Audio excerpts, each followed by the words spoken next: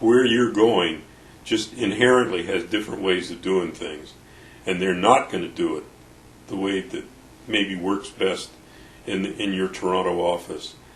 I think flexibility is really important. Kind of a realistic understanding of the situation you're going to have. This is not five-star travel. We've, in one of our assignments, actually lived in the home of the head of the local organization. She cleared out her bedroom so that we could have it. There were 3 generations living in the house already. It was a small house. They were wonderful people, but it's not you wouldn't confuse it with a 5-star hotel.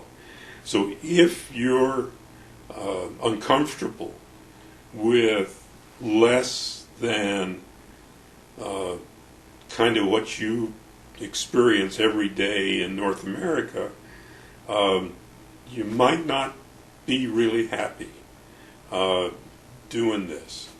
Sometimes the accommodations and the situations are great. Sometimes they're humble, because these are countries in transition, and they don't have everything that we have, and they will share everything that they have. But if you want a super accommodation, this is probably not the way to do volunteer work for you. The first international work I did years ago, and it wasn't a KESO assignment, we traveled to Thailand initially, and then we brought some Thais back to the university to do some work with us. And one of the Thais had been here maybe 15 minutes. And he said to me, you have as much to learn from us as we have to learn from you.